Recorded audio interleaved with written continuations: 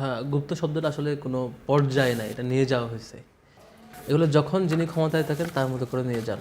গুপ্ত শব্দটি আসলে বাংলাদেশে এখন যেই পর্যায়ে আছে এটি বর্তমান রাজনীতিতে আসলে এর অবস্থান কি বোঝাচ্ছে? আমার বিবেচনায় হ্যাঁ, গুপ্ত শব্দটা আসলে কোনো পর্যায়ে নাই, এটা নিয়ে যাওয়া হয়েছে। এর আগে রক্কাটাকে নিয়ে যাওয়া হয়েছে, এর আগে রাজাকার শব্দটাকে নিয়ে যাওয়া হয়েছে। এগুলো যখন যিনি ক্ষমতায় থাকেন তার মতো করে নিয়ে যান। বিএনপির প্রতিষ্ঠাকালীন যিনি প্রধান জিয়াউর রহমান, তিনি ইচ্ছামতো রাজাকারদেরকে পুনর্বাসন করে বিভিন্ন জায়গায় নিয়ে ইনক্লুসিভ রাজনীতির একটা প্র্যাকটিস করে ক্ষমতায় নিয়ে আসছেন, প্রধানমন্ত্রী বানাইছেন ও বিভিন্ন মন্ত্রী বানাইছেন। এরকম 17 থেকে 18 জন এরকম বড় বড় ঘোষিত পুনর্বাসন করছে, তখন একটা ইস্যু হয় নাই। আবার একটা সময় একটা ইস্যু হয়েছে। আবার ছাত্ররা তখন ধোঁয়ায় সংঘাত মারামারি করছে, ইস্যু হয় নাই। পরে এক সময় শিবিরকে আবার নানা ট্যাগিং দেওয়া হয়েছে, নানান সময় নানা। এটা এখন ইস্যু কি? ইস্যু হচ্ছে 5ই আগস্টের পরে আপনি পরপর ছাত্র সংসদ নির্বাচন দিয়েছেন, পাঁচটা সব ছাত্র সংসদে ছাত্র শিবির জয় হইল এবং ছাত্রদলের বেশ বেহাল দশা গেল। আবার একই সাথে আপনাকে কোর্টকে ইউজ করে নির্বাচন বন্ধ করতে হলো শাকসুতে।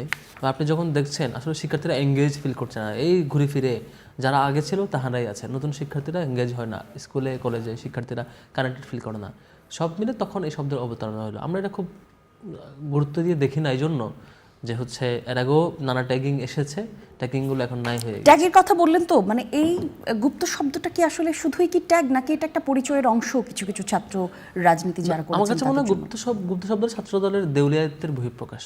কারণ আপনি যখন ছাত্র শিবিরের বিরোধিতা করবেন, কমপক্ষে 20টা ক্রাইম নিয়ে আসবেন, 20টা ক্যাটাগরির। এই আমি যখন ছাত্রদল নিয়ে বলি, ভাই আপনি আপনার দল তো 5ই আগস্টের পর এখন পর্যন্ত 271টা খুন করছে, 81টা ধর্ষণ করছে, আপনার দলের লোকেরা 366টা চাঁদাবাজির কেস করছে পাবলিকলি, 94টা ক্যাম্পাসে হামলা ঘটনা ঘটাইছে। এরকম যদি ধরে ধরে ধরে যখন বলি, এই মানে প্রত্যেক ক্যাটাগরির ক্রাইম যখন আপনার হাতে পায়, গত এক সপ্তাহে আমি একটু আপনাকে পরে শোনাবো যে কত ক্যাটাগরি এক সপ্তাহে। ছাত্রদলকে মানে দেউলিয়া বললেন আপনি, এটার কি কোনো? ইয়াস, দেউলিয়া বলতে একটা রাজনৈতিক সংগঠনের কাজ কি? ছাত্র সংগঠনের কাজ হলো শিক্ষার্থীদের সামনে এজেন্ডা হাজির করা, নতুন নতুন নিউ আইডিয়া হাজির করবেন, শিক্ষার্থীরা কানেক্ট ফিল করবে, আপনার দল ইম্পাওয়ার হবে, দলকে পেয়ে শিক্ষার্থীরা ইম্পাওয়ার ফিল করবে, ওন করবে, শিক্ষার্থীরা তার স্কিল ক্যাপাসিটি ইমপ্রুভ করবে।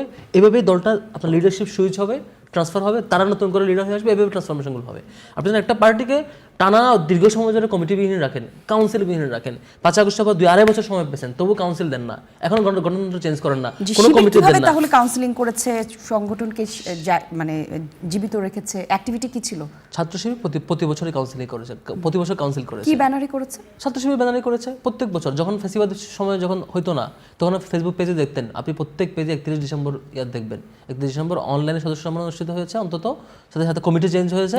এবং প্রত্যেক বছরের আপনি 31 ডিসেম্বর 2009 থেকে 2024 পর্যন্ত চেক করেন, প্রত্যেক বছরের কমিটি চেঞ্জ হয়েছে, প্রত্যেক বছরের কাউন্সিল হয়েছে, প্রত্যেক বছর দায়িত্ব হ্যান্ড ওভার হয়েছে। হয়তো আমাদের অফিস আপনি বন্ধ রেখেছেন, আওয়ামী লীগ সবকটা অফিস বন্ধ রেখেছে, ওয়ার্ড থেকে শুরু করে একদম কেন্দ্রীয় অফিস পর্যন্ত। পথঘাতী কার্যক্রম আমরা তো দেখেছি, ছাত্র দলের নেতাকর্মীদের আমরা আটক হতে দেখেছি, বিভিন্ন কর্মকাণ্ডে দেখেছি। ছাত্র শিবিরকে কি আমরা সেভাবে দেখেছি? হ্যাঁ, আপনি একটু জাস্ট গুম কমিশনের রিপোর্টটা একটু প্রিন্ট দিয়ে দেখবেন, সেখানে দেখলেই হবে।